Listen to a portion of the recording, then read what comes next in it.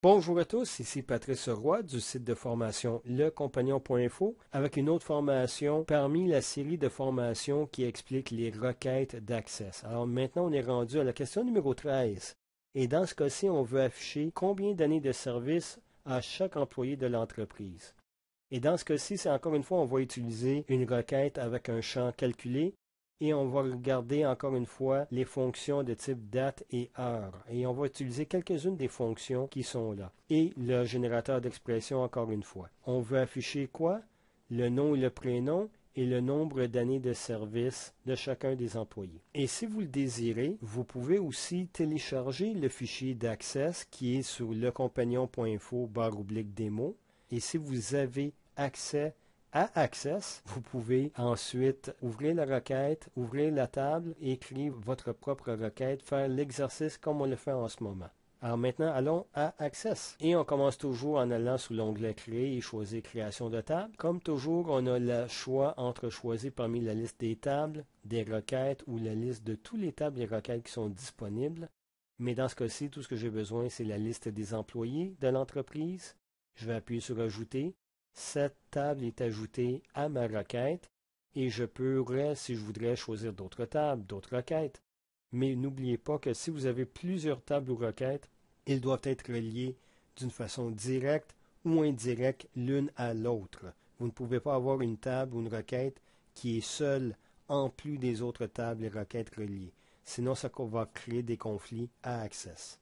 Maintenant, on va appuyer sur le bouton Fermer pour sortir de là.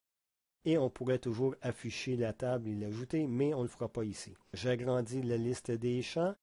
Et maintenant, ce que j'ai besoin, c'est le nom et le prénom de chacun. Alors, on va faire prénom. Premièrement, je vais juste faire un double-clic sur prénom. Il va s'ajouter à la liste des champs dans ma requête, ainsi que le nom. Alors, je me mets dessus, un double-clic. Double-clic. Voilà, ça s'ajoute. Et aussi, on a mentionné que je veux savoir le nombre d'années d'expérience qu'ils ont. On va utiliser le champ embauche. C'est dans ce champ-là qu'on retrouve la liste des dates d'embauche de chacun de nos employés. Mais je ne vais pas l'utiliser directement. Je vais l'utiliser à l'intérieur d'une fonction. Pour ce faire, pour trouver vraiment ce que j'ai besoin de faire un calcul. Donc, je vais avoir besoin d'un champ calculé. Et c'est pour ça qu'on va le faire et on va utiliser le générateur d'expression en plus.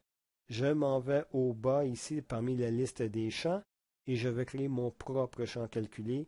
On va appeler ce champ expérience pour le nombre d'années d'expérience des employés. Et dès que j'appuie sur deux points, maintenant on a le nom de notre formule, deux points, et le générateur d'expression qui se trouve en haut va s'activer et je vais ensuite créer la formule que j'ai besoin. Je vais appuyer sur le bouton générateur et on a le nom du champ qui apparaît à deux points et là on va choisir ce qu'on a besoin. Là, il faut y penser. Dans la requête précédente, j'ai parlé de la fonction année qui extrait la valeur année du champ date-heure qu'on a dans notre table. Dans ce cas-ci, c'est le champ embauche. Maintenant, je veux toujours être capable d'utiliser cette fonction-là jour après jour, année après année, sans avoir à la modifier. Pour ce faire, je dois connaître la date actuelle du système pour la comparer à l'année d'embauche.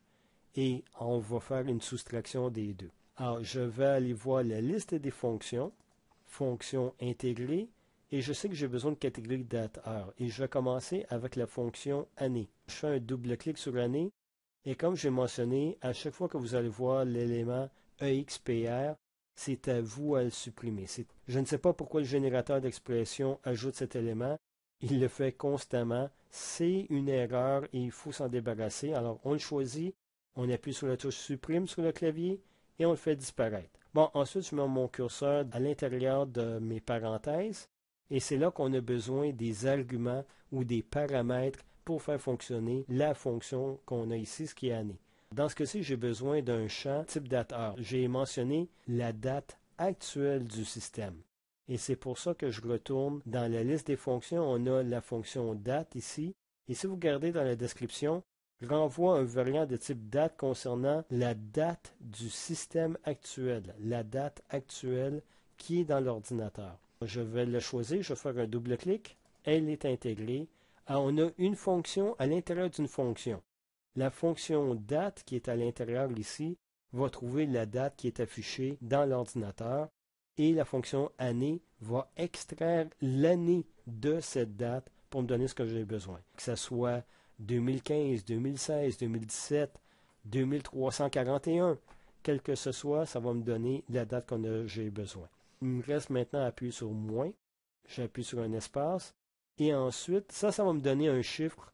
Alors, dans ce cas-ci, cette année, c'est 2016, au moment où je fais cette vidéo. Et maintenant, il faut que j'ajoute à cela l'année d'embauche de l'employé. Alors, on retourne dans la catégorie dateur, on reprend année. Et ensuite, je me mets sur date. Il faut que je remplace ça par la date d'embauche de l'employé. Je retourne à ma base de données. Je retourne à mes tables. Je retourne à mes employés, toujours avec des doubles-clics. Et ensuite, je vais choisir la date d'embauche. Alors, je l'ai choisi. Je fais un double-clic et on le voit apparaître entre les parenthèses du deuxième fonction année, soit employé, point d'exclamation, embauche. J'ai ma fonction comme telle. Alors, la première partie va me donner l'année actuelle et la deuxième partie va me donner l'année d'embauche. Et on fait une petite soustraction entre les deux pour déterminer le nombre d'années d'expérience. Alors ça, c'est une fonction crue de le faire. Je pourrais dire, bon, l'employé a été engagé il y a de ça 3 ans, 2 mois et 20 jours. Ça serait beaucoup plus précis. Mais vous comprendrez que ça serait un résultat beaucoup plus difficile à atteindre. Pas autant que ça, mais c'est juste pour les besoins de l'exercice. On extrait l'année actuelle moins l'année d'embauche. On se tient à ça pour cet exercice. Il me reste qu'à appuyer sur OK pour confirmer la formule. J'appuie sur la touche Entrée pour confirmer le champ calculé et je vais agrandir le tout pour que vous puissiez le voir.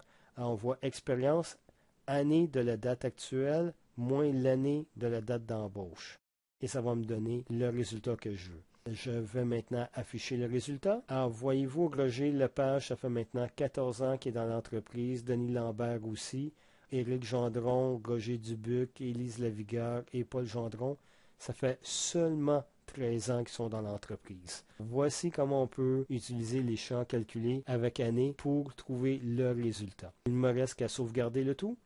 On appuie sur la petite disquette bleue où on fait CTRL S et on nous dit ceci est le résultat de la question numéro 13. J'appuie sur Enter et vous voyez maintenant qu'avec la fonction date, vous n'aurez pas besoin de modifier la fonction à chaque année. Bon, ben cette année c'est 2016, on met 2016. L'année prochaine, ça va être 2017 et ainsi de suite.